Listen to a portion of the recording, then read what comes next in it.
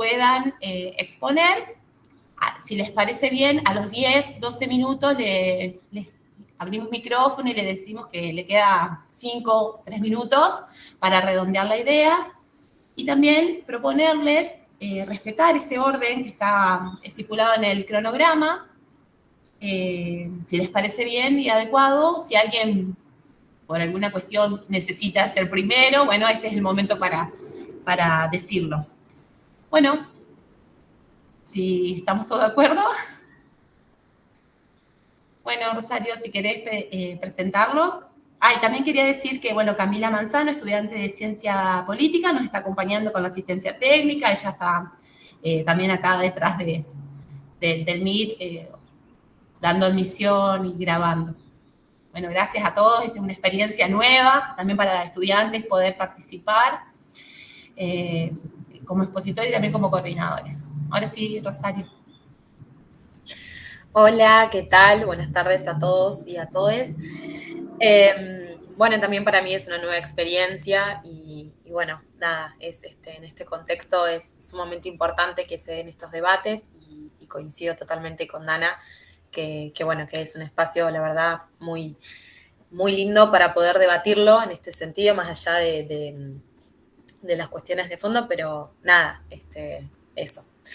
Bueno, voy a presentar las 3 ponencias principales con sus expositores. La primera es Diálogos entre Trabajo Social y Política, enfoques, desafíos y recursos pedagógicos para la enseñanza, que las expositoras son Cabrera Yara y Volcato Andrea. Después la segunda es Derribando mitos sobre educar con tecnologías, una revisión crítica, el expositor es Viera Iván. Después la tercera, Inteligencia Artificial y Educación Universitaria, que los expositores son Albornoz Juan y Pierotti Abril Evangelina. Así que bueno, cualquier cosa, si alguien, como dijo Dana, quiere pasar primero, que avise. Y además que voy a tener cronometrado el tiempo. Sí, perdón. Perdón, disculpas por la interrupción, pero yo también estaba en esta mesa como cuarta ponencia en el nuevo programa, que es la ponencia sobre pensar la escuela en épocas de sujeto conectado. Mi nombre es Manuel Azán. No sé sí, si... en el último programa hay 5 ponencias. Bueno, el que yo tenemos 4, así que bueno, si está el quinto, es momento para decirlo. Sí, en el que yo tengo impreso acá estás, Manuel. Gracias por perdón, advertirlo. fue un error mío, discúlpame. Lo que pasa es que Dana me había mandado uno y se notaban solo 3.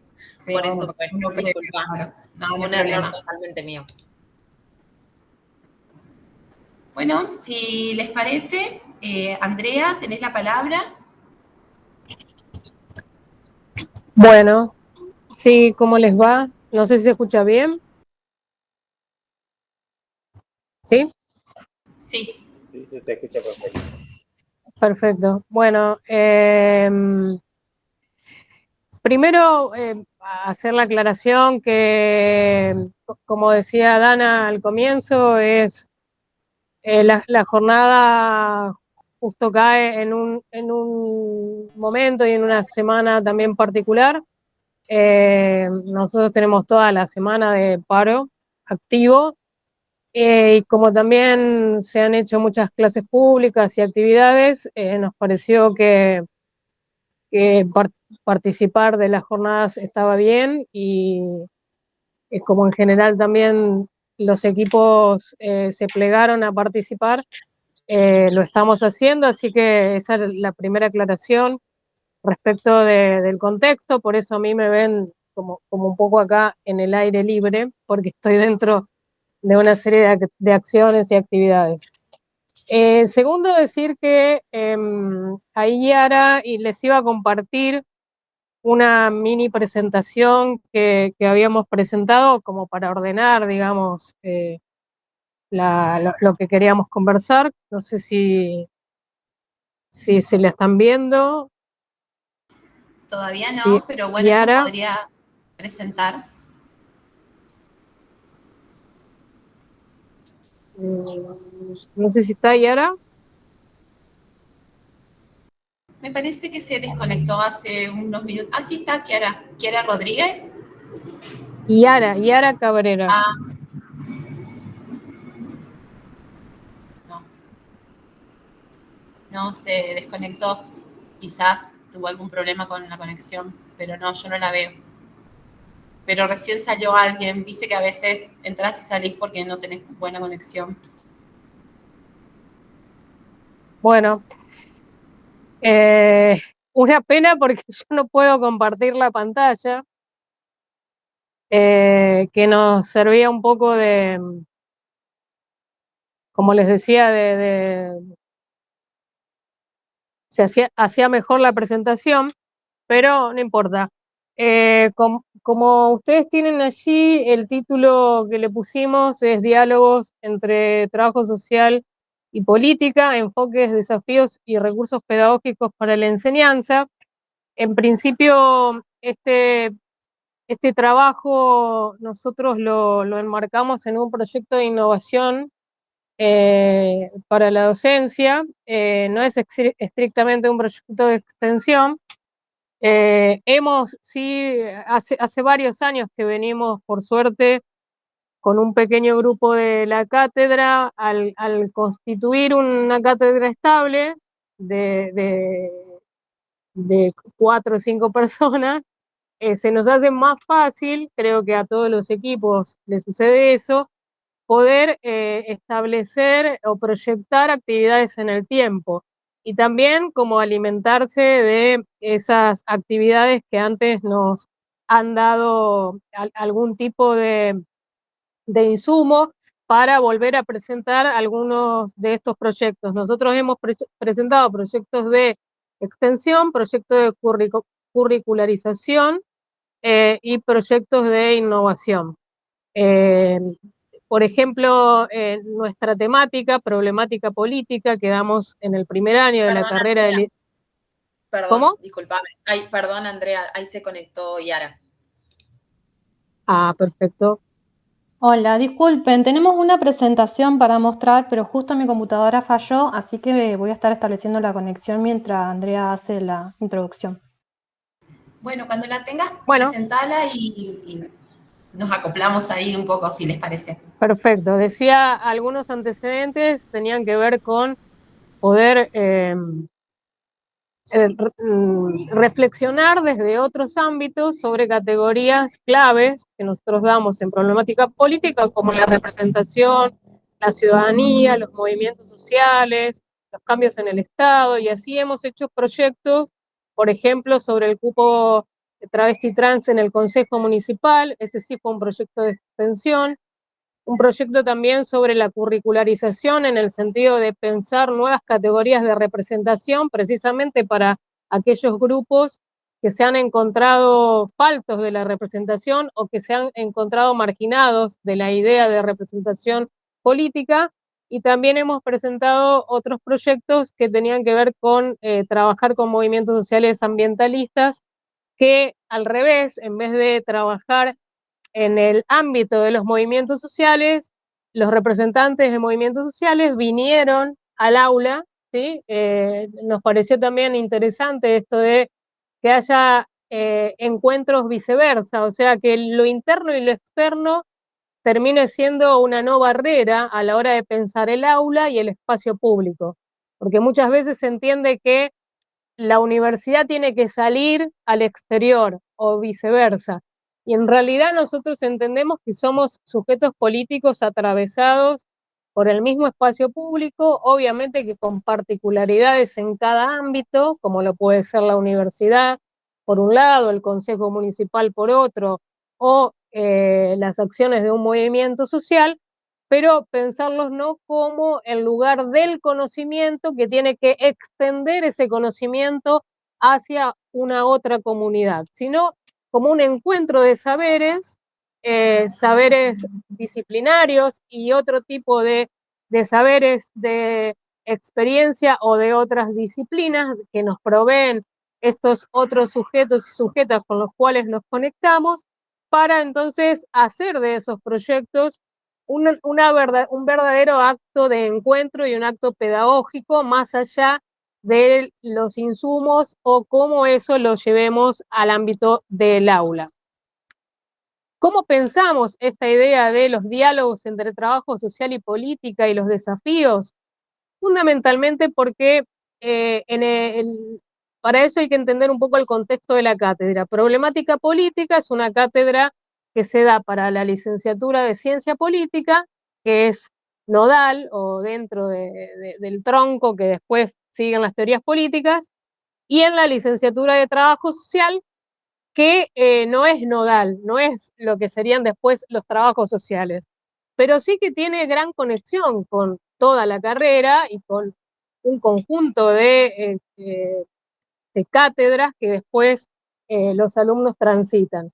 Lo que sucede es que en el primer año nosotros notábamos que era como bastante difícil acercar la idea de que el trabajo social está atravesado por lo político. O sea, tratar de dialogar con estas disciplinas y de pensar de qué manera ese escenario de cierto extrañamiento que se le presentan a los estudiantes en ese primer año respecto de lo político, tiene que ser indagado desde otra forma como parte de su proyecto formativo y de su quehacer profesional, y para eso nos resultó interesante realizar una serie de entrevistas a licenciados y licenciadas en trabajo social formados, que a partir del dispositivo que elaboramos con los estudiantes en el aula y conjuntamente con el equipo de cátedra, elaboramos esas entrevistas a referentes del trabajo social, como digo, para que también la problemática no les sea algo desconocido, que pueda haber un momento de reconceptualización, pero también un momento de acercamiento a que los que verdaderamente están profesionalmente insertados como trabajadores sociales están viendo la dimensión política o están reflexionando, están ejerciendo esto con la dimensión política como una dimensión ética y de hacer necesaria para la profesión. Yo sigo hablando, no sé si Yara está solucionando el tema o no, pero sigo hablando. Estoy en eso, estoy en eso. Ahí estás en eso. Bueno, para eso, habíamos tomado a Yamamoto, a López, a Rosas Pagano, a una serie de autores bastante visitados por la disciplina, en donde, tomamos algunos elementos básicos sobre esto de presentar el campo problemático de las cuestiones sociales como un campo en donde también adquiere un significado necesario la participación, la legitimidad, el poder, muchos de los conceptos que en problemática política acercamos. Yamamoto también dice que la cuestión social es una compleja trama de interacción entre clases sociales y diversas formas de opresión, dominación, etcétera. Esas manifestaciones conflictivas e históricas es una categoría central del trabajo social y obviamente allí en lo político está dando, digamos, elementos muy importantes. No solamente como las subdisciplinas de política social, sino, insisto, la dimensión política, la reflexión política. Para eso nos propusimos entonces como instrumento esto de pensar los discursos de los propios profesionales y académicos del trabajo social y hacer este dispositivo de la entrevista. Se trabajó con Alfredo Carballeda y con Susana Casaniga, y esas entrevistas fueron grabadas porque pedagógicamente también entendíamos que debíamos poder construir un recurso pedagógico de la entrevista grabada, que obviamente se editó, etcétera, para que los estudiantes tuvieran luego un recurso a la mano que puedan consultar como bibliografía de apoyatura virtual y visual a partir de estas entrevistas grabadas. Por eso el proyecto en sí se fue, digamos, en el subsidio que nos dio la facultad, fundamentalmente en la creación de ese instrumento audiovisual que se lo dejamos a los estudiantes y este año, esto fue 2023, este año lo trabajamos en uno de los trabajos prácticos, o sea, trabajamos ese recurso de las entrevistas grabadas para poder analizar esta relación de la dimensión política en la formación del trabajador, de la trabajadora social. Ese fue entonces el objetivo, la problemática central y un poco el marco teórico-metodológico que trabajamos y a la vez, como les decía, el recurso pedagógico que tratamos de elaborar. No tratamos de elaborar, lo elaboramos, ¿sí? Y ya está elaborado, por suerte. Bárbaro, Andrea, mira, ahí está la presentación. Ok. Ahí pudo Yara compartir la presentación. Te quedan igual unos 3, 4 minutitos. No sé si querés. Bueno, se los dejo a Yara, que no habló.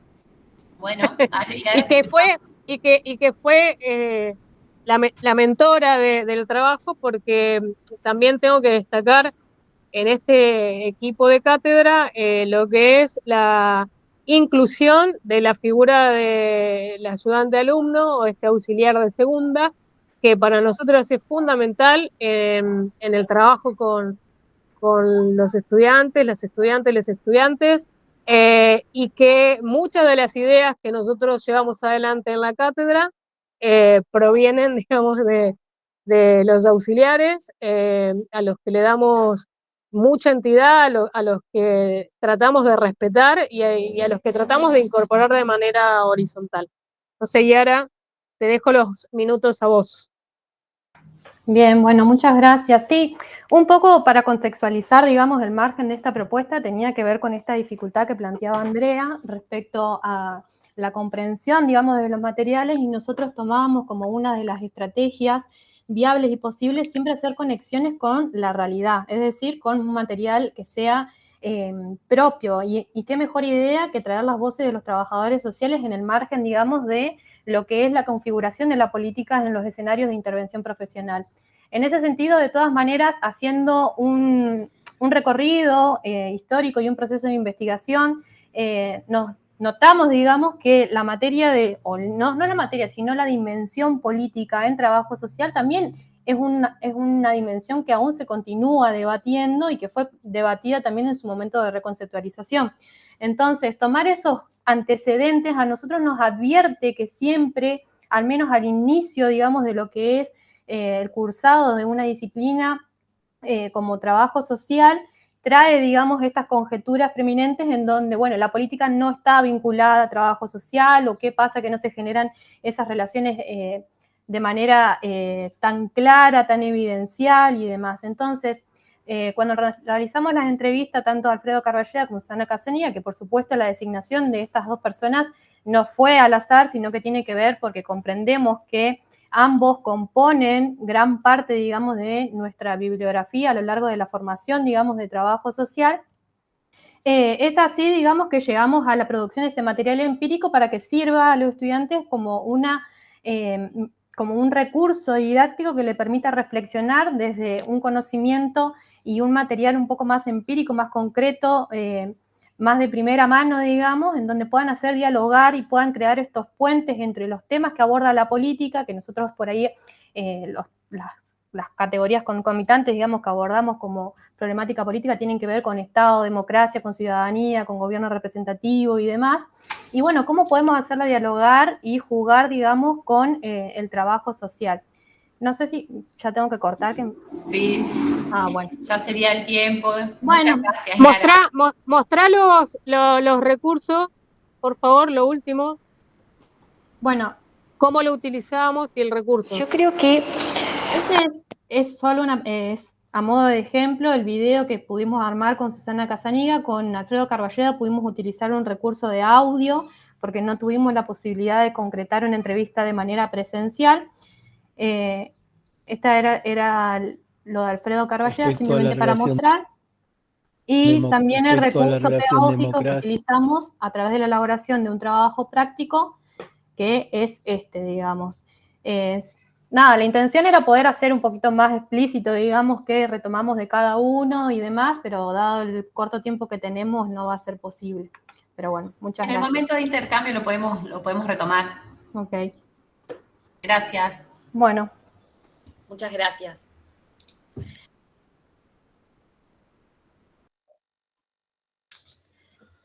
Bueno, quería primero aclarar que no me olvide de vos, Manuel, porque yo leí el resumen, simplemente que se me transversó todos los papeles, pero nada, quería decir que la cuarta ponencia es Pensar la escuela en épocas del sujetos conectados, de Manuel Hassan. Quería solamente aclarar eso y mil disculpas. El cronómetro. Quería avisar además que, bueno, no sé si es que quiere seguir la segunda ponencia o hay alguien que quiere ir segundo, que la segunda ponencia. Bueno, si puedo presentar yo, creo que soy Iván Viera. Exactamente, Perfecto. ¿qué tal? Buenas tardes a todos y a todas. Muchas gracias por permitirme poder participar. Para mí es un placer. Mi ponencia, si bien, no traje presentación, es un tema que hoy en día está muy discutido y ya últimamente, en este año especialmente, se están sacando mucha bibliografía respecto a lo que es la tecnología, en especial a la inteligencia artificial. Si bien mi trabajo que yo vengo a presentar hoy no habla exclusivamente de la inteligencia artificial, sino de la tecnología y el uso de la misma en lo que es la educación, podemos ver que en la actualidad, donde los avances tecnológicos de estos últimos años, o estos últimos tiempos mejor dicho, el sistema educativo se ha visto en la necesidad de hacer transformaciones significativas en sus mallas curriculares y adaptarlas a estos nuevos retos. No obstante, como todo lo nuevo,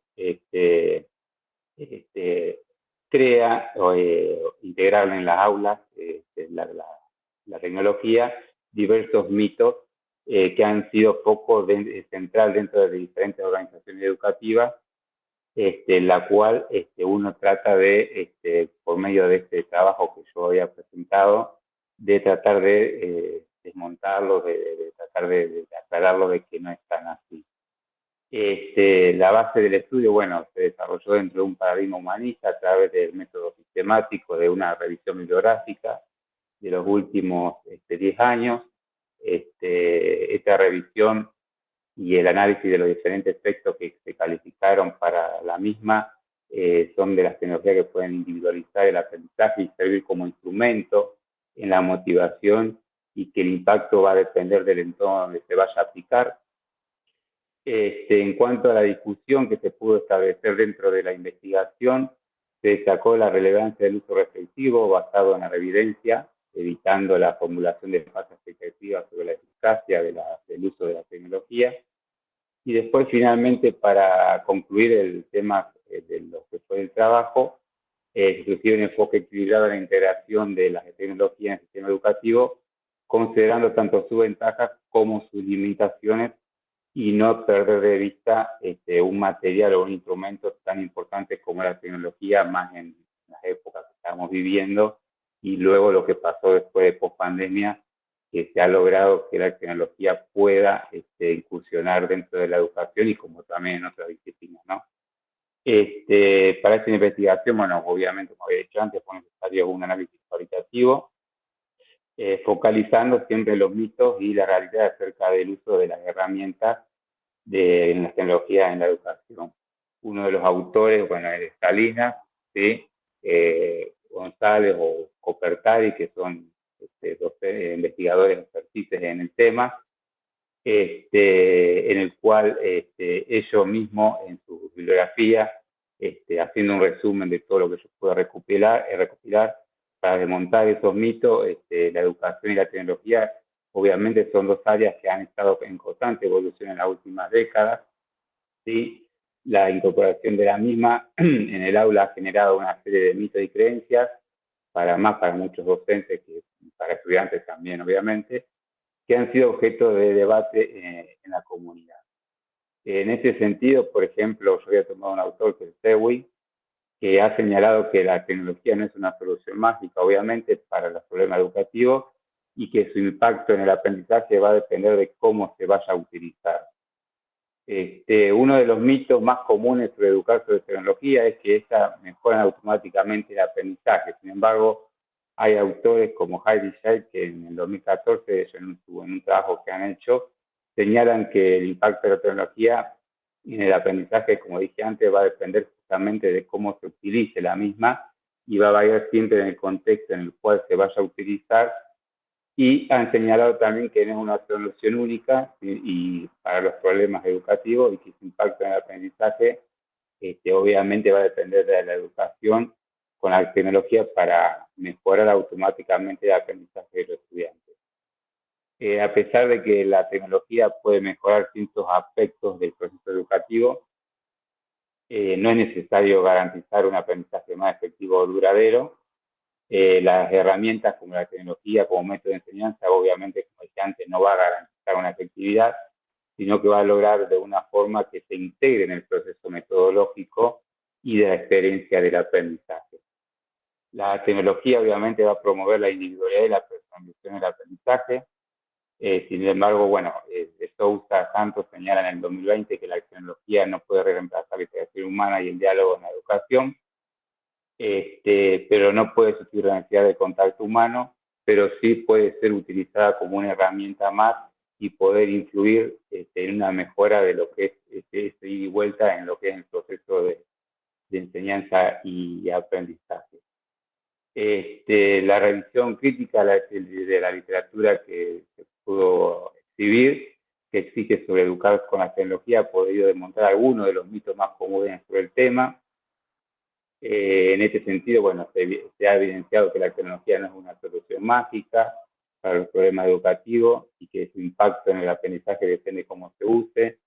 Se ha evidenciado que los estudiantes no prefieren necesariamente la tecnología a los métodos tradicionales.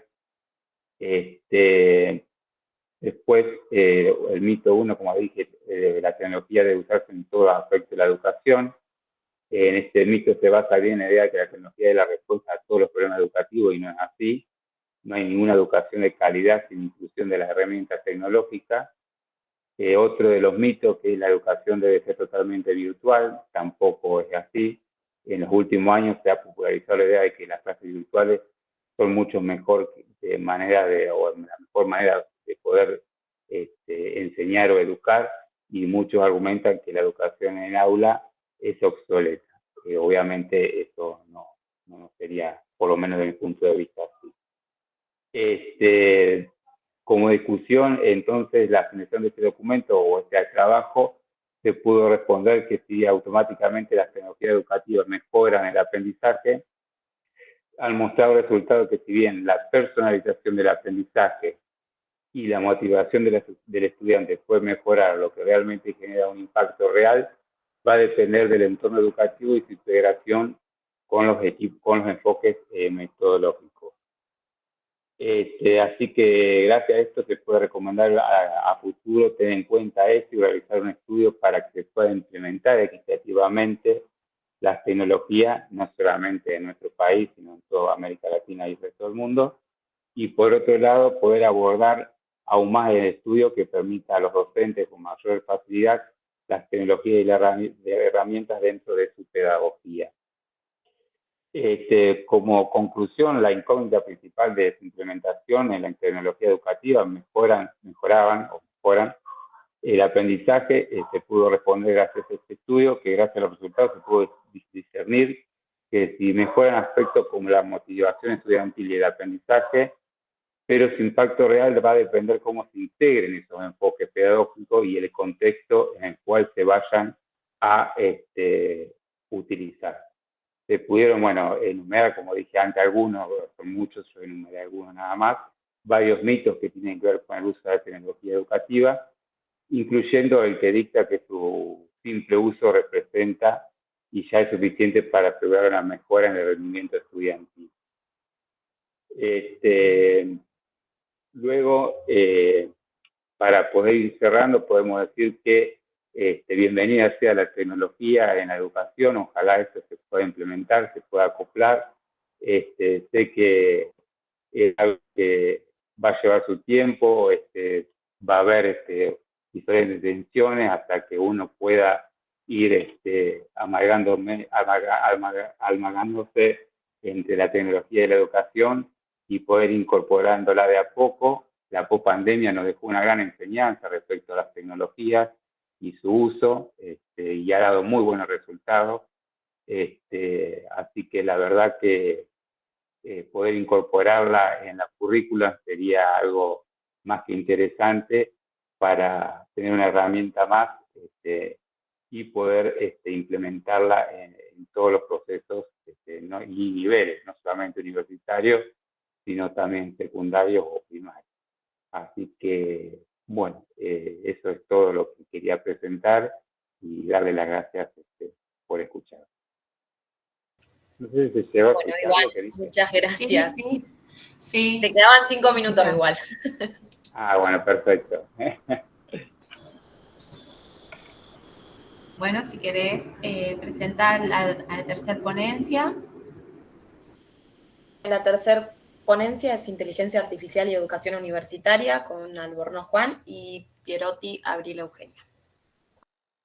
Bueno, entonces vamos a dar lugar a Pensar la escuela en épocas de sujetos conectados, de Hassan Manuel, mientras se reconectan los chicos. Bueno, ok. Buenas tardes a todos. Bueno, eh, la ponencia que yo armé, un poco lo que intenta es pensar, bueno, tratar de hacer, yo soy docente de psicología, soy docente en nivel medio y superior, y un poco lo que vengo tratando de pensar desde mi práctica es bueno, particularmente por el área en donde me desempeño, que es el área psicológica, también siempre me interesó tratar de pensar el sujeto y especialmente la producción de subjetividad ligada a la coyuntura histórica. Y bueno, en estos tiempos de práctica docente que vengo llevando adelante hace unos años, bueno, siempre me viene resonando un poco como ese dilema que aparece entre, bueno, la repetición de formas y hábitos ya naturalizados sobre la enseñanza y sobre la educación, y los pibes de la escuela secundaria que parecieran un poco ante ante esas formas y esos hábitos como intrusos, como una fuerza de choque que está en pugna con esos discursos pedagógicos. Entonces, bueno, como lo que venía tratando de pensar es, bueno, ¿qué sujeto se encuentra en la escuela? eh, ¿qué sujeto se encuentra en la escuela con esos pibes enfrente? ¿Qué sujeto piensa en sus prácticas pedagógicas ante la aparición de estos pibes que especialmente uno puede un poco ir pensando, reflexionando, que están atravesados por hoy en día un régimen de hiperconexión, por una experiencia que es la experiencia de la conexión y de lo mediático, y ante esos condicionantes, esos determinantes, bueno, parecieran como irrumpir como una fuerza más caótica frente a lo pedagógico, con lo que uno se formó, que es como ciertas ideas que a veces ya no parecen garantizar nuestras prácticas docentes. Como que, bueno, uno recorre la bibliografía sobre educación, donde uno podría llegar a pensar, bueno, la idea es garantizar una experiencia universal y homogénea, y pareciera que eso ha caído, y también ha caído la autoridad docente frente a estos nuevos alumnos que principalmente uno encuentra dificultades frente por lo menos yo identifico como dos cuestiones, que es el tema de la atención, o sea, que se surge como problema en las aulas, la atención frente a lo pedagógico, en el proceso de enseñanza-aprendizaje, y las posibilidades de construir o repensar lo común, repensar las vivencias en comunidad escolar, o sea, en comunidad bajo el encuadre de lo escolar. Entonces, como bueno, esos dos aspectos es como que un poco intento pensar desde la idea de, bueno, sujetos conectados o subjetividad conectiva, ideas que tomé de diversos autores, que bueno, también intento un poco poner en escena en el marco de esta ponencia, que bueno, son autores como Ignacio Lukács, Paula Sibilia, Agustín Valle.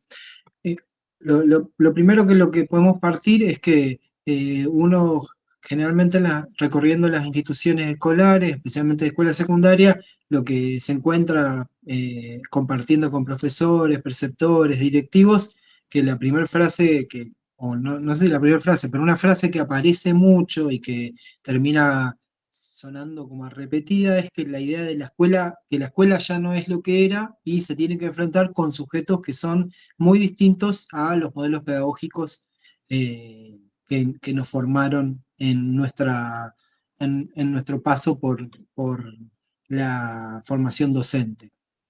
Entonces, bueno, uno lo primero que puede preguntarse es, bueno, ¿qué era esa escuela que tanto se añora y que pareciera estar caída ahora? Y qué sujeto suponía y qué sujeto se encuentra hoy. Entonces, bueno, yo pensaba un poco, hay un libro de Marcela Martínez, una socióloga de la educación, que me sirvió mucho para pensar este escenario, que es un libro que se llama Problema de la atención. Entonces, bueno, ella dice, este partir de nada es lo que era, o nada es como antes, es como que dice que termina configurando un aula cliché. Digamos, tenemos como punto de partida un agotamiento, entonces ese agotamiento marca, bueno, que un ideal se ha caído. Entonces, lo que intenta revivirse es un cliché en el aula. Y ella define el aula cliché como esa experiencia cotidiana donde el aula termina siendo un lamento por lo que no es. O sea, en vez de pensar lo que nos encontramos y tratar de construir un escenario común, un escenario escolar donde se puedan pensar la construcción de ciudadanía y la construcción de lo común en ese escenario que uno construye día a día con los alumnos, termina como lamento, ¿no? Entonces, frente a los alumnos, los docentes oscilan entre dos respuestas. Por un lado, la negociación o el repudio. ¿Bien? La negociación con los chicos, bueno, dejar el celular un rato, o el repudio, terminarla con el celular, meterlo en la mochila. Y entonces lo que dice, bueno, frente a este lamento, el aula cliché termina siendo como una repetición de lo mismo, un docente conductor parado al frente y un alumno, un intento de disciplinamiento del alumno como receptor centrado, sentado, y que satura de ideas y dispone la reproducción de lo mismo. Entonces, bueno, la cuestión es, respecto a esta pregunta que planteaba, bueno, ¿qué era esa escuela? ¿En qué momento dejó de ser eso que era? ¿Y qué legado histórico podemos tomar y cómo construir aula actual? Entonces, bueno, uno puede pensar, la escuela en los términos de lo que era, podríamos pensar que, bueno, se establecía o se organizaba en torno a una serie de valores como eran jerarquía, esfuerzo, obediencia, normas que se tenían que respetar porque se creían correctas y prescribían lo que era bueno y lo que era malo, y sostenidas en una lógica disciplinaria y estatal. Ahora, esos códigos que se consideraban universales e indudables han cambiado, plantean varios autores que uno puede encontrar en la bibliografía que intenta pensar estas nuevas subjetividades, especialmente, por ejemplo, bueno, Silvia Duchaski, también otra autora que uno recorre mucho para tratar de pensar los discursos pedagógicos. Ahora, ¿qué es lo que atraviesa la escuela hoy? Dicen estos autores, la lógica del mercado. Y el régimen bajo la lógica régimen de vida bajo la lógica del mercado está atravesado por tecnologías digitales, consumo exacerbado, publicidad, flujo de capital y conectividad. Entonces, frente a esto, lo que aparece es un contexto, las instituciones estatales, las instituciones que se ordenaban bajo el suelo estatal, se encuentran fragmentadas, como estalladas, plantean estos autores.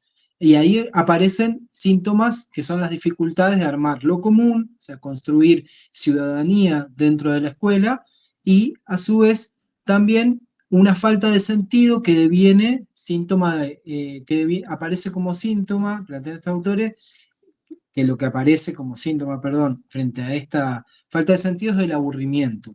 Entonces la escuela, ¿frente a qué tiene que competir? Frente a flujos de información constantes, estimulación constante, y competir por captar la atención frente a pibes dispersos que tienen un celular que les quema en el bolsillo, y la cuestión es ¿por qué les queman el bolsillo? Esa es la pregunta que intentaba un poco repensar a partir de la bibliografía, que bueno, un poco a uno le ayuda para construir herramientas para pensar estas subjetividades que se encuentran en la escuela, ¿no? Y entonces a partir de ahí, bueno, intenté un poco darle vueltas a la idea de subjetividad conectiva. Entonces, uno de esos autores que me daba como algunos puntos de anclaje para pensar ese concepto era Ignacio Leukovich. ¿Qué es lo que dice Ignacio Leukovich? Bueno, los pibes actuales no responden bajo la figura de alumnos. Hay una incongruencia entre lo que son y lo que las instituciones educativas esperan de ellos. Y cito de un texto de Leukovich, dice: hoy la distancia entre lo supuesto y lo que se presenta es abismal. Por su conformación misma, la institución no puede más que suponer el tipo subjetivo que la va a habitar, pero actualmente la lógica social no entrega esa materia humana en las condiciones supuestas por la institución. Entonces, nos encontramos una subjetividad mediática en pugna con los discursos pedagógicos. Y frente a esto podemos decir, bueno, la subjetividad es una forma de habitar una coyuntura. Y para habitar esa coyuntura, lo que nos exige el momento, el contemporáneo en el que vivimos, son una serie de operaciones. Operaciones que están determinadas por formas de vida conectivas, virtuales, y entonces aparecen estas operaciones que después se reproducen en hábitos o en expresiones de la subjetividad que habita las instituciones. ¿Cuáles son algunas de estas operaciones? Indiferencia, el muteo, como un estar pero no estar. Entonces nos encontramos con alumnos que como apáticos, que tienen dificultades para responder y que pareciera que se presentan en las aulas como si estuvieran en una sala de Zoom. ¿Bien? O sea, ¿cómo sería esto? Sería como presentado frente al aula como si fuera una silueta, con dificultades para responder, con dificultades para ser interpelados, con dificultades para establecer diálogos y construcción de experiencias comunes adentro del aula. Entonces, bueno, ¿qué es lo que nos dicen estos autores que vengo repensando? Bueno, aparece esta idea de subjetividad mediática como una subjetividad con dificultades para evitar el aburrimiento. Marcela Martínez, por ejemplo, dice, bueno, los pibes ahora vienen no aburribles, porque aburrirse es una operación que no es necesaria para habitar las circunstancias mediáticas, sino que lo que es necesario para habitar las circunstancias mediáticas es una recepción constante de estímulos, donde todo el tiempo tiene que estar pasando algo, y este estar pasando algo constantemente en una infinita actualidad que brota del celular y que se reactualiza y nunca frena, sino que es una ola que fluye una y otra vez, secuestra la atención y la disputa y la gana. Entonces, estamos como en una Manuel, disputa. Sí. Disculpame si podés ir cerrando, retomando Bueno. una conclusión, porque te quedan 3 minutos. Bueno, perfecto, ok, bien. Entonces, bueno, para cerrar, algunas ideas más. La subjetividad mediática, entonces, lo que nos encontramos es que vive frente a una dimensión temporal donde el presente está como depreciado por esa necesidad de estar conectado a una infinita actualidad. La cuestión que podríamos un poco apostar es cómo podemos hacer en la escuela con esa subjetividad. Y yo pensaba, bueno, un poco, ¿qué es lo que puede la escuela?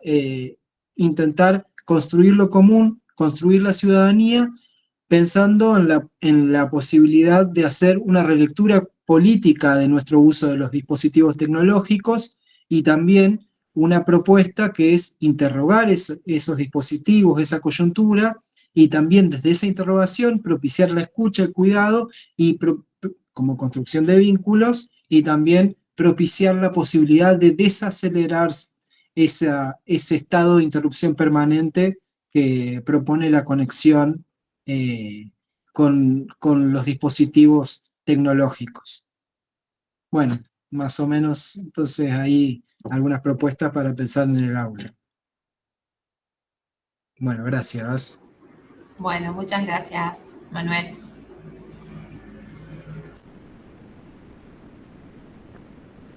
Muchas gracias, Manuel, muy interesante.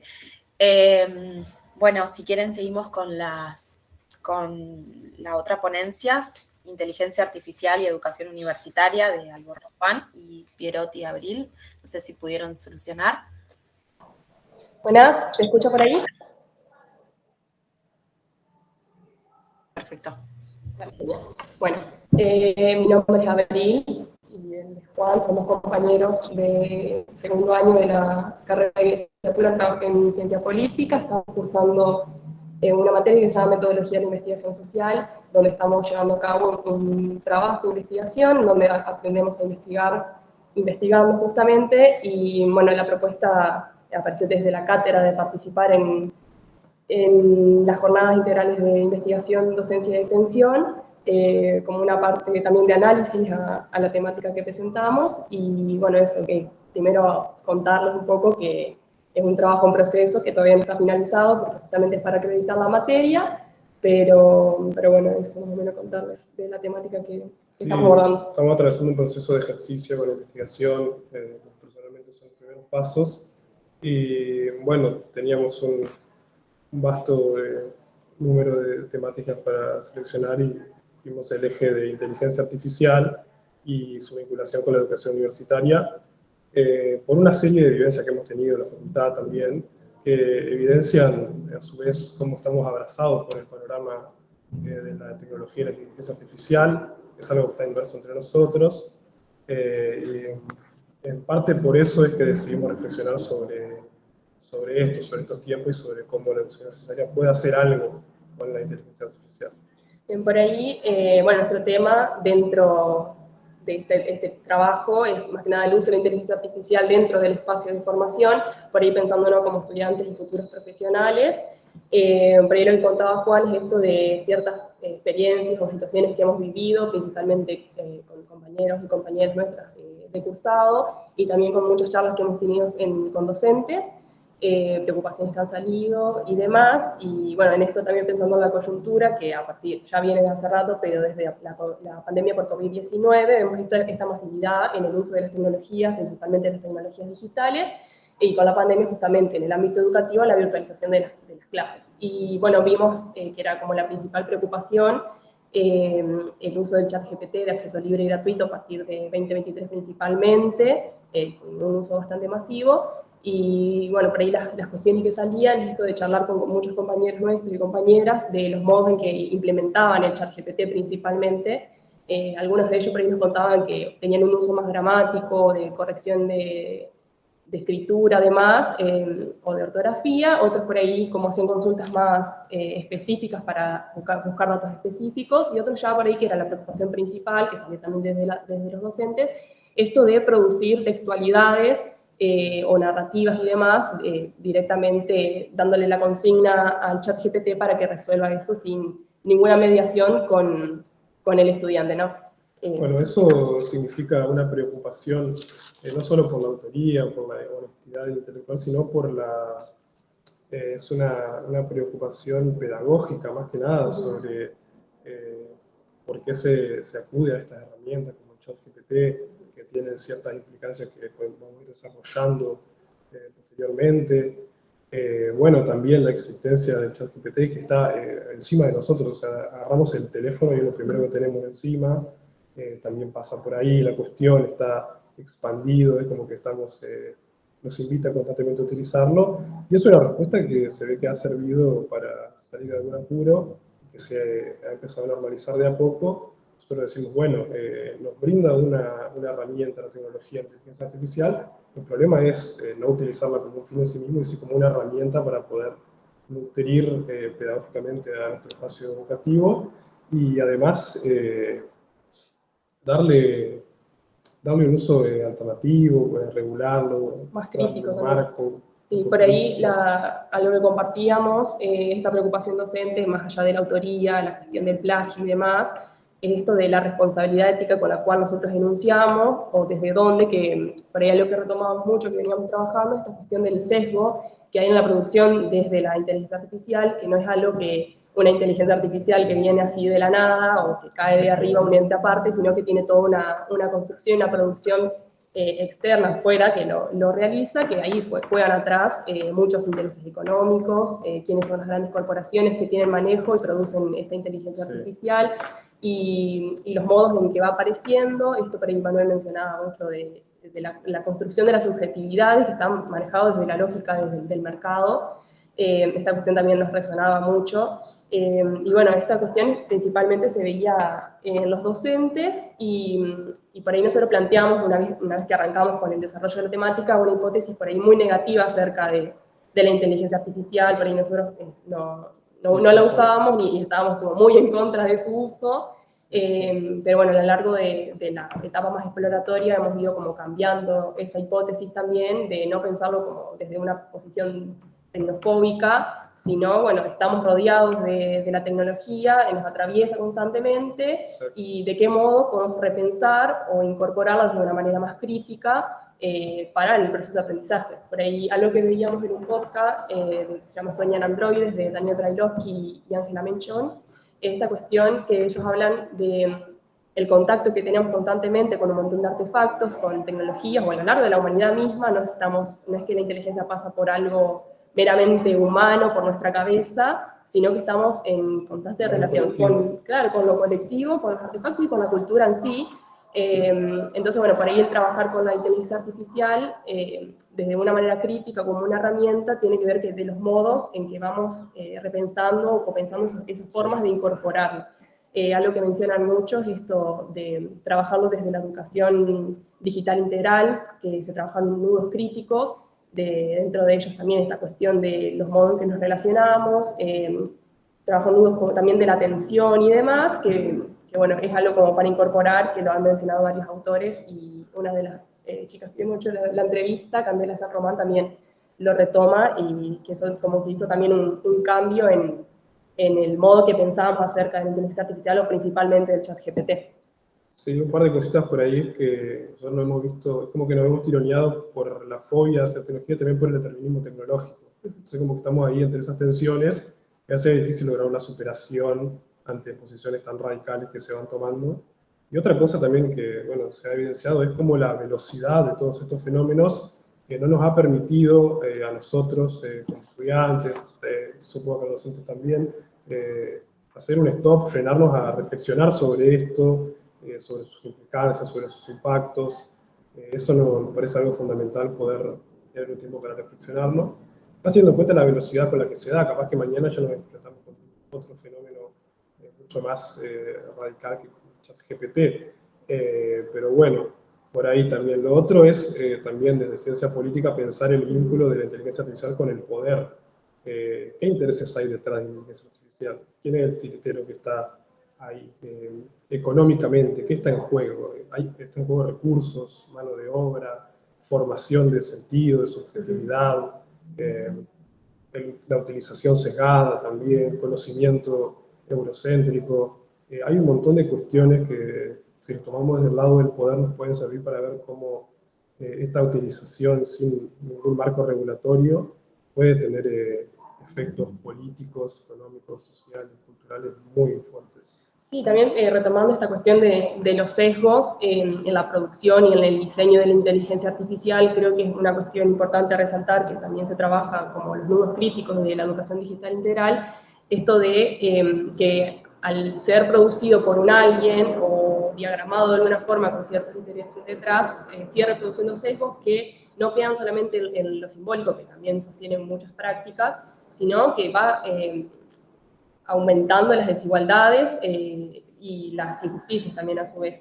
No sé si No, también, bueno, agregar el consenso en que la tecnología es una herramienta que tiene que empezar a ser implementada en la educación con un marco regulatorio como una herramienta que nos permita seguir ejercitando el pensamiento, que vaya por el lado del conocimiento crítico, no es una simple delegación a la inteligencia artificial para que ellos actúen por nosotros, sino utilizarlo como una herramienta que nos sirva a su vez para ejercitar pedagógicamente y que acompañe la construcción de conocimiento, porque al fin y al cabo es una realidad en la que estamos inmersos, una realidad que está encima de nosotros y sería, desde nuestro punto de vista, un error pasarlo por alto. Más que nada por eso es que estamos con este objetivo de lograr una implementación regulada dentro del ámbito de una revisión crítica a los modelos de uso. Sí, pues está esta idea también de una supuesta neutralidad y objetividad de la inteligencia artificial, por ahí muy trabajado esto de las cuestiones más lógicas o lo probabilístico de la respuesta de la inteligencia artificial del chat GPT, que se lleva mucho como al responder cuestiones racionales a tomar decisiones del índole de la salud, de la educación o tanto de la justicia, a la inteligencia artificial, que por ahí son cuestiones que son meramente situadas y que está llena de sesgos, entonces por ahí esa idea de creer que la inteligencia artificial, por esa cuestión racional de sus respuestas, va a ser lo más efectivo o lo mejor para después dar respuestas a otras problemáticas, también es una cuestión que por ahí asusta y hasta puede ser peligrosa, por ahí eso también. Sí, bueno, en ese sentido estaría bueno también, bajo la idea de la educación digital integral, o cualquier formulación de algún proyecto que se haga, poder lograr comunicar a la gente, a los alumnos, qué hay detrás de la guía, todo esto que veníamos charlando, justamente para que haya una suerte de concientización, o ver de dónde estamos parados, qué implica la educación y la información, el conocimiento puede ayudar para eso también. Así que, bueno, más que nada en eso está centrado sí.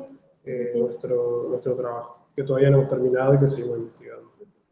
Sí, más que nada pensando en esto de aquello que construimos, o por ejemplo pensando también desde la formación profesional, en la producción de conocimiento, esta construcción de conocimiento, que es lo que se va legitimando como verdad.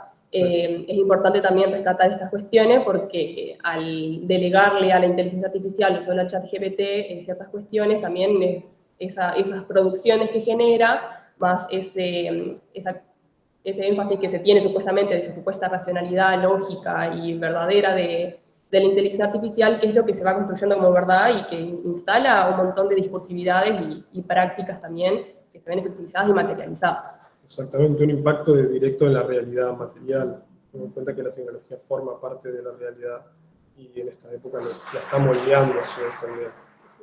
Sí, por ahí eso, como para ir cerrando, retomaba mucho por ahí lo que hablaban en la primera narrativa, esta cuestión del aprendizaje y la incorporación de la tecnología, que esa experiencia o cómo se va desarrollando y esa calidad de educación depende de cómo se use, por ahí lo vinculamos, lo traíamos mucho con esto de la educación digital integral o el poder repensar la educación incorporando estas tecnologías, no pasándolas por alto, pero sí desde una revisión crítica. Sí. Y por ahí hablábamos con Candelo, un especialista en tecnología educativa, esta cuestión de la diferencia entre lo que es el nivel secundario y el nivel universitario, que son preocupaciones distintas, legítimas pero distintas, ya que por ahí nuestras preocupaciones son más que nada de las producciones, de la autoría, el plagio y demás, o la formación por ahí desde un pensamiento más crítico, y en la educación secundaria por ahí esta formación que lo veía muy claro esto de la formación de ciudadanía, o el pensar que cómo captar la atención de los estudiantes, también son preocupaciones distintas, pero para abordarlos de distintas partes. Pero bueno, eso como para ir cerrando, no sé si algo más. Sí, con eso Bueno, muchísimas gracias. Justo a tiempo. Justo a tiempo. Bueno, Muy interesante todas las ponencias, felicitarles a Abril y a Juan, me parece muy importante, bueno, también a Yara, estudiantes que se animen a presentar ponencias, son unas instancias muy importantes en nuestra formación, porque, bueno, trabajamos con la palabra, trabajamos con el diálogo, con el intercambio, y, bueno, se pone en acto, se pone en práctica haciendo uso de estos espacios. Bueno, yo estuve tomando nota y me gustaría hacer una pregunta, algunas preguntas. En primer lugar, me gustaría a Iván conocer, bueno, él no sé si dijo que si era docente, si era estudiante, de qué universidad, de qué facultad, y también a Dana, Manuel. igual Iván no aparece, perdón, pero Iván se fue. Ah, capaz que se desconectó, Parece. bueno. Bueno, también. Bueno, yo lo que vi en la ponencia es que él es de Rosario, pero bueno, por ahí quería hacer unas cuestiones, unas preguntas más para encuadrar esta presentación que él hacía acerca de los mitos. Y bueno, y preguntarle un poco a los chicos, ya que es una investigación en el marco de una cátedra, un poco preguntarles acerca de qué marco se hicieron entrevistas, cómo formularon esa pregunta de investigación, que toda investigación, el motor, digamos, es una pregunta, un cuestionamiento inicial, y un poco preguntarles acerca de cómo pensaron esa metodología, qué hicieron, además de los hallazgos que estuvieron comentando. Bueno, sí, más que nada un ejercicio con la Cátedra de Metodología de la Investigación Social, que ellos nos pusieron a la carta de metodologías, nos acompañaron para este primer tramo en la investigación, de mucha utilidad, la verdad. Y bueno, más que nada eso, hay un acompañamiento de la cátedra que nos permitió ese ejercicio progresivo, además, que fue aumentando durante las clases. Que bueno, nos permitió llegar a esta...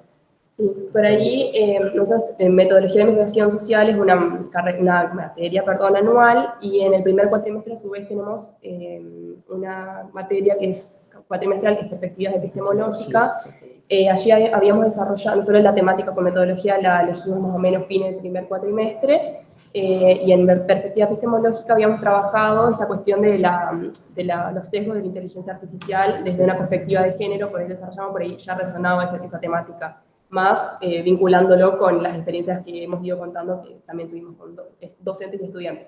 Y bueno, en este trabajo desde la cátedra, desde la pregunta o el problematizarnos acerca de nuestro entorno, nuestro contexto y demás, pensando también desde una forma de producir conocimiento situado, pensamos esta vinculación y fuimos como desarrollando algunas preguntas hasta que llegamos al problema de investigación, que bueno, ahí se los leo, es cuáles son las representaciones y las significaciones de los estudiantes y docentes de la Facultad de Trabajo Social de la UNER en la ciudad de Paraná respecto al uso de la inteligencia artificial dentro del espacio académico de formación profesional en el 2024. Sí, lo estábamos como contextualizando desde la pandemia.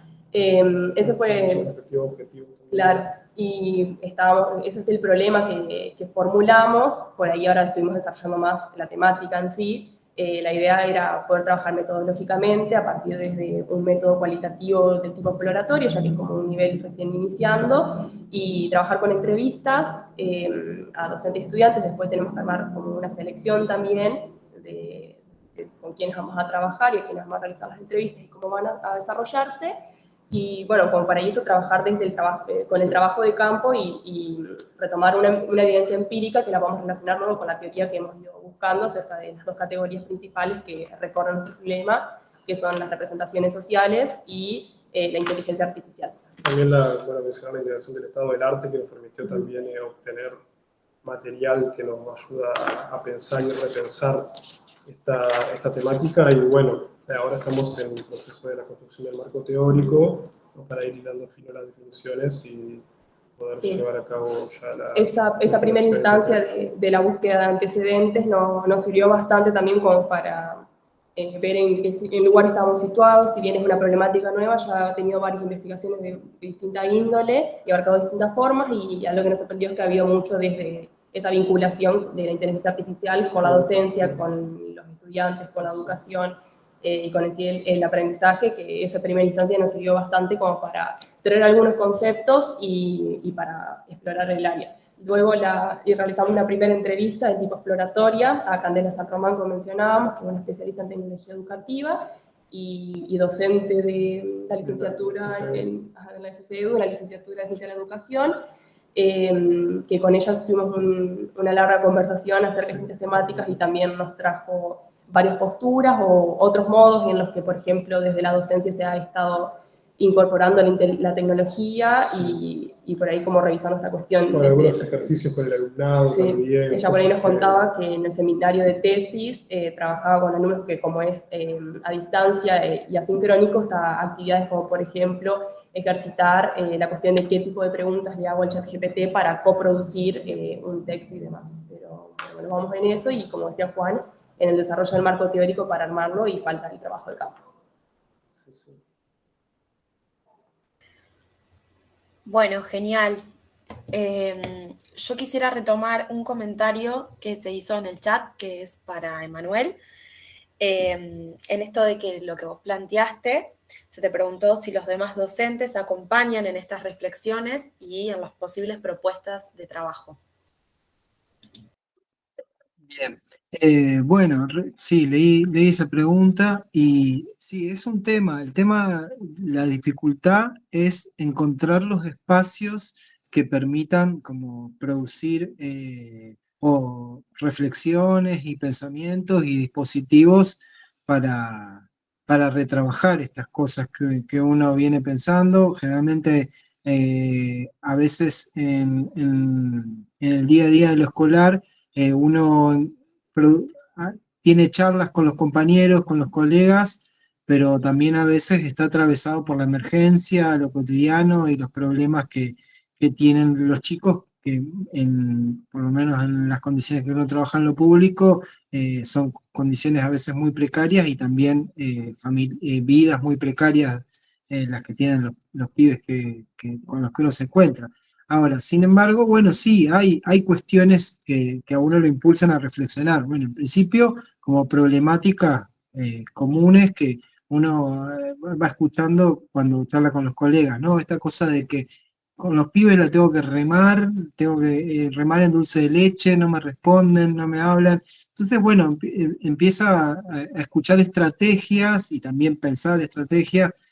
Por ejemplo, aparece esta idea de, bueno, tratar de construir una experiencia en el aula, porque,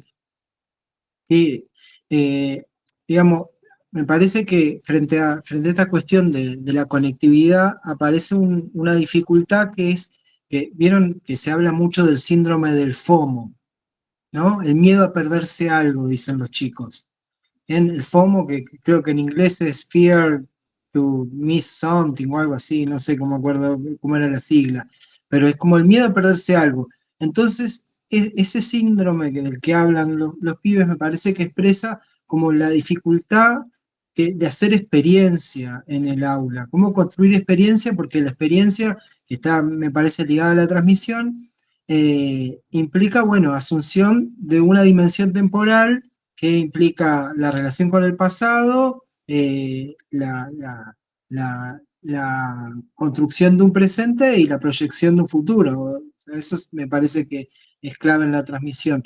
Ahora, si nos encontramos con que la conectividad implica una actualidad donde lo que aparece es como una proliferación de microeventos, donde siempre está cada evento rindiendo como medio para otra cosa, ¿no? Una y otra vez, microeventos que se sustituyen uno a otro sin hacer anclaje, ¿cómo construimos experiencia? Y bueno, uno encuentra, por ejemplo, yo me encontraba y charlaba con una colega que me decía que cada tanto toma una clase para que le llama leer por leer, donde no lo toma como parte de su planificación, que sí, supongo que lo entiende dentro de su programa, pero ella cada tanto toma una clase donde se dedica a leer literatura, ella da construcción de ciudadanía, y se dedica a leer literatura y le llama leer por leer, como sin ninguna utilidad más que relación con la lectura y con la letra y relación con la literatura. Y leen cuentos y charlan de lo que de lo que pasa en esos cuentos y de cómo eso se relaciona con sus propias experiencias, con sus vidas, cómo eso los interpela de alguna forma. Entonces, bueno, uno va encontrando que hay como cuestiones que a todos los docentes que estamos en la educación media un poco nos van interrogando de cómo podemos hacer algo distinto frente a esa apatía, frente a esa indiferencia que presentan los pibes, ¿no? Entonces, me parece que sí, lo difícil es, bueno, que las instituciones también, frente a tantas dificultades que encuentra lo público hoy, ya todos podemos entender las dificultades que tiene lo público, ahí está, FOMO, Fear of Missing Out, claro, miedo a quedarse afuera de la actualidad, entonces deprecia el presente, deprecia el pasado y desinviste esas dimensiones temporales. Bueno, la dificultad, más allá de las reflexiones compartidas que uno encuentra con los docentes, es encontrar también lugares en común donde esas reflexiones puedan producir algún ideas, textos. Bueno, yo creo que un poco esta ponencia que armé un poco también es excusa para poder sentarme un rato a escribir sobre esto y ver si puedo un poco compartirlo con otros, ¿no? Muchas gracias, Emanuel. Y creo que todas las ponencias un poco conversaron con eso, que vos lo dejaste bien explícito, que es la convivencia, cómo encuadramos, digamos, la virtualidad y también las situaciones de convivencia.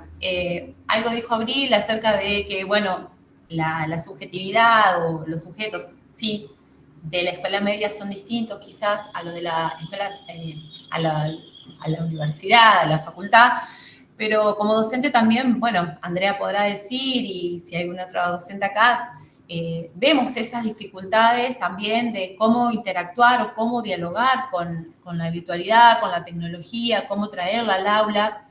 Y bueno, y en ese sentido les quería preguntar a Yara y a Andrea, cómo interactuaron con estos videos, que fue un poco el final del video que querían comentar, también cómo interactuaron una vez producido este material, que es disponible, cómo lo llevaron al aula, cómo lo trabajaron en el aula como un recurso, digamos, pedagógico.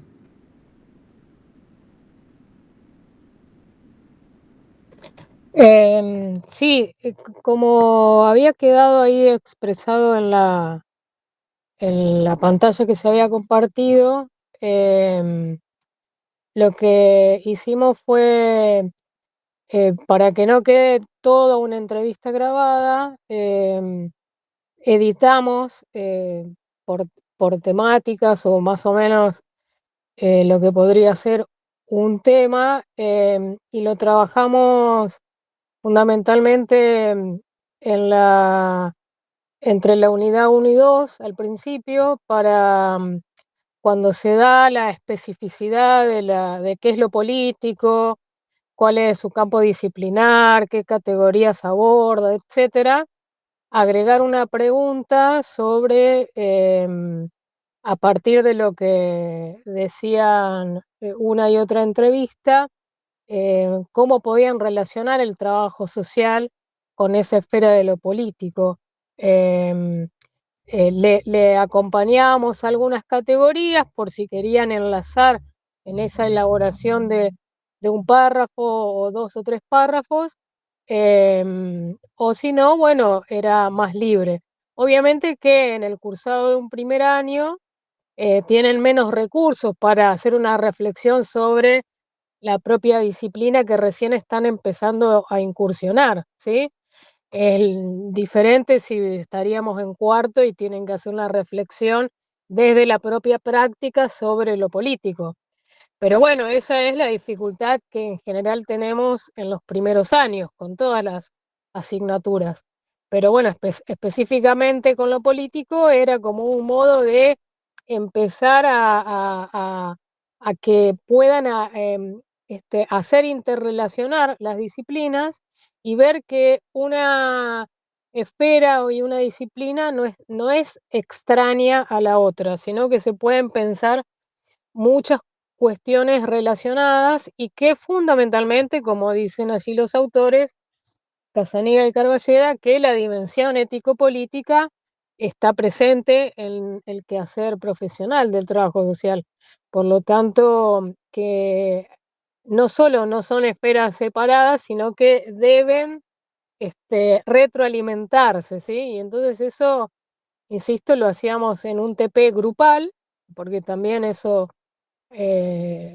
instamos en los primeros trabajos que sean grupales para que puedan debatir también internamente. Y después una puesta en común. Eso es domiciliario, como para que lo trabajen bien, no hacia las apuradas. Y después una puesta en común.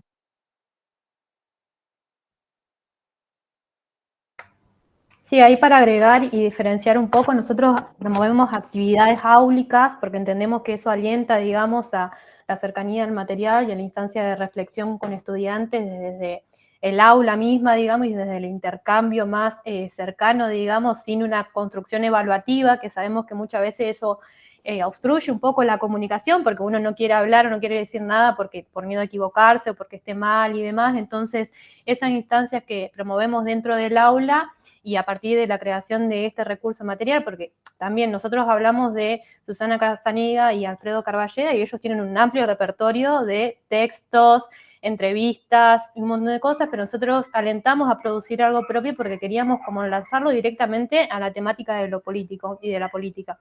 Entonces, esto nos permitió hacer un proceso de síntesis de todo lo que recuperan estos autores y asimismo abocarlo, digamos, a temáticas propias de nosotros, porque allí se hicieron mención y en las entrevistas se hicieron preguntas específicas, digamos, en torno a los elementos que nosotros trabajamos de la política, como esto de democracia, movimientos sociales, neoliberalismo, etcétera.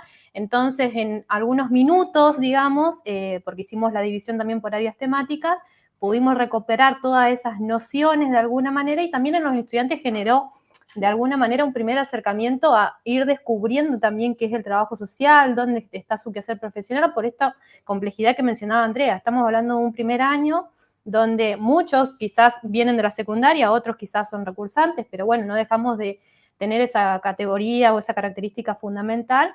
Entonces esto permite de alguna manera, o esta implementación de recursos permitió de alguna manera tener un primer acercamiento a lo que es la disciplina y el campo disciplinar del trabajo social, evidenciando un poco más a partir de la política su quehacer profesional, y asimismo a nosotros nos colaboró como equipo de cátedra, digamos, a tener otra interacción con los estudiantes sin el grueso duro, digamos, de lo que abordamos, digamos, y ejemplificando en acciones concretas, digamos, para que lo puedan evidenciar más fácilmente, digamos, desde la disciplina. Pero bueno, esto está en construcción todavía porque es un recurso que elaboramos el año pasado y la intención es seguir implementándolo. Ya no sé si es lo que queda este año, tan complejo y demás, pero bueno, el año que viene seguramente también, y seguir innovando en este tipo de estrategias pedagógicas porque creemos que alienta un montón no solo a la participación, sino también a nuestra formación como equipo de cátedra, porque la elaboración e implementación de recursos digitales primero fue toda una novedad en pandemia y hoy lo seguimos utilizando, entonces eso es una ventaja de alguna manera. Y por otro lado, porque sabemos, digamos, que es un recurso que a los estudiantes les sirve al momento de hacer una comprensión de los temas teóricos, conceptuales que se abordan. Bueno, muchísimas gracias. Bueno, el micrófono está abierto, si alguien quiere decir algo más, preguntar algo.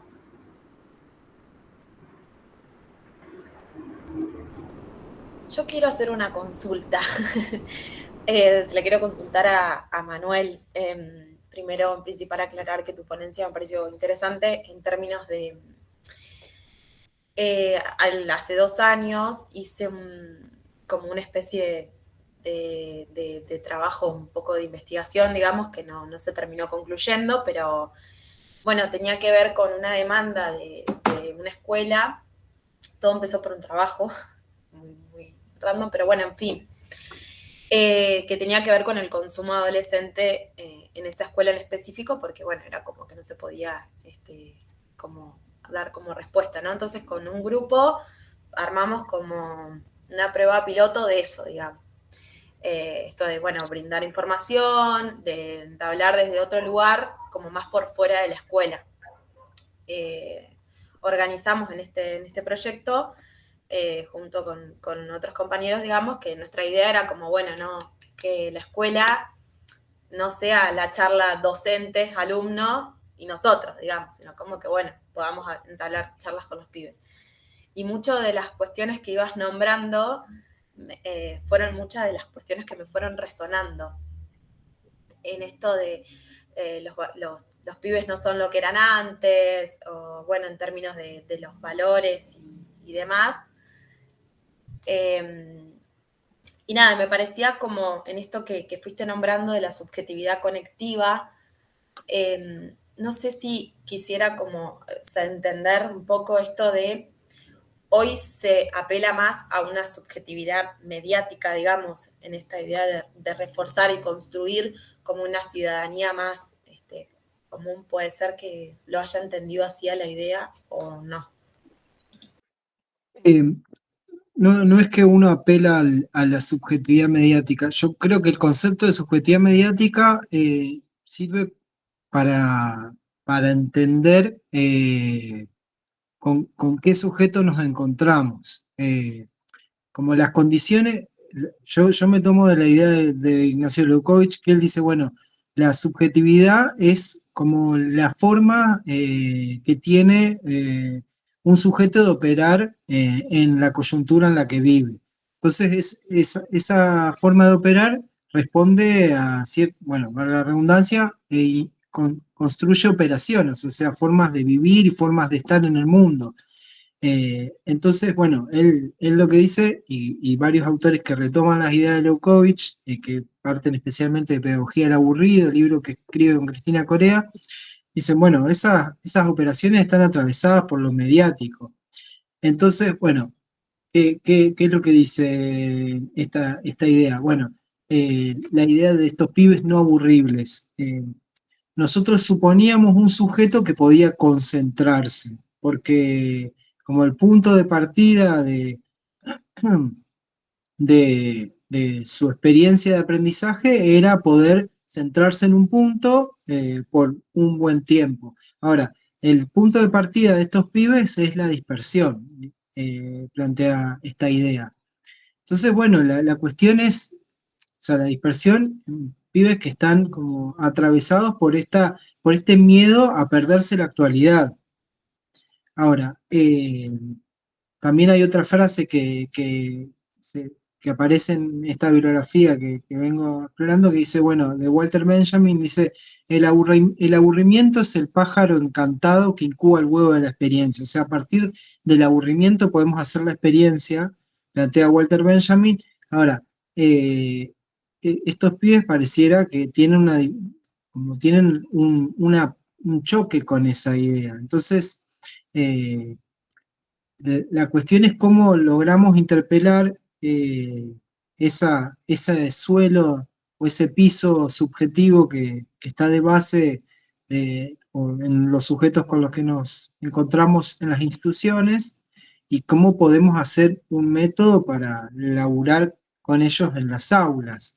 Como que me parece que yo tomaba otra idea también que está en la ponencia, solo que no lo pude desarrollar, ¿no? Que bueno, Armando Baulé, un analista institucional, decía, bueno, en las instituciones uno generalmente se encuentra con incertidumbre y angustia. Entonces, bueno, de esa angustia es como un analizador, o sea, habla de un discurso que construye las formas de vivir en las instituciones. ¿Cómo podemos hacer un método de eso? ¿Cómo podemos hacer un dispositivo? ¿Cómo podemos hacer una práctica de eso? De eso se trata. Entonces, bueno, ¿cómo podemos? Creo que la cuestión es, para mí, lo fundamental es como pensar que construir dentro del aula es, bueno, construir lazos, o sea, construir vínculos que permitan, un poco lo que dije al final de la ponencia, bueno, pensar lo común en el aula, o sea, pensar los vínculos, propiciar la escucha y pensar la época.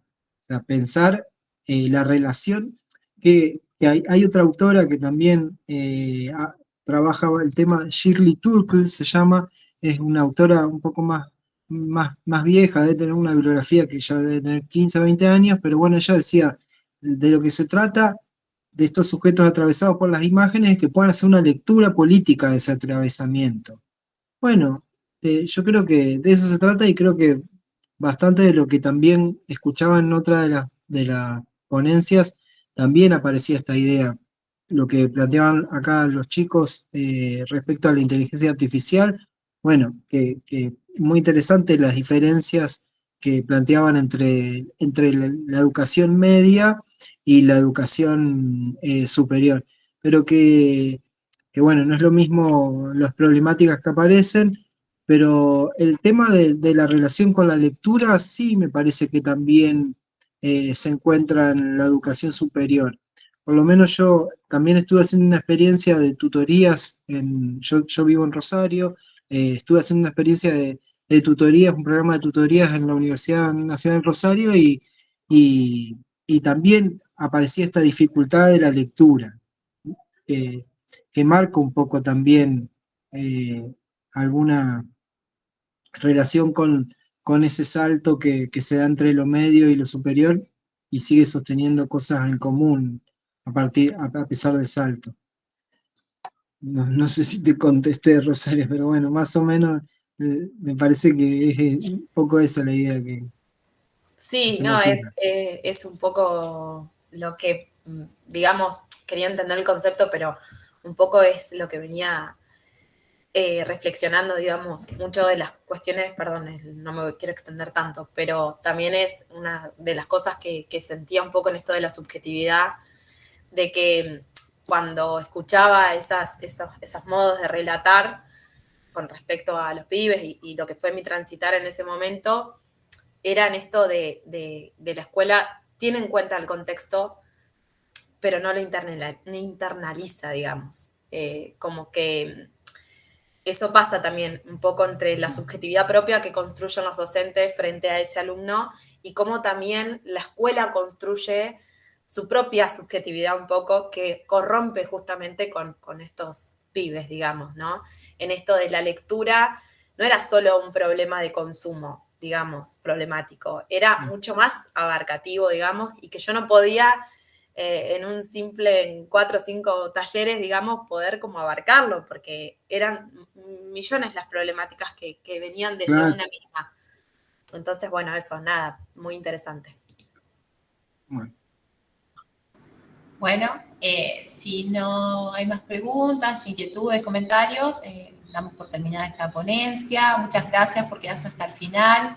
Realmente han sido unas jornadas muy movilizantes, por lo menos en lo personal y en lo que he podido compartir con colegas, poder debatir, reflexionar acerca de lo que nos está pasando en las aulas, también lo que estamos haciendo fuera de las aulas. Así que, bueno, agradecerles a cada uno por su presentación, por su tiempo. Y bueno, damos por concluida entonces esta jornada.